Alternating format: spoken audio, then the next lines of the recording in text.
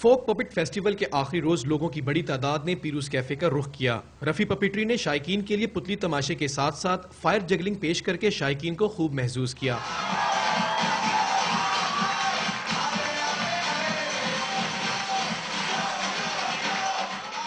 شرکا کا کہنا تھا کہ اس قسم کے پروگرام سے لوگوں کو معیاری تفریح کا موقع دستیاب ہوتا ہے۔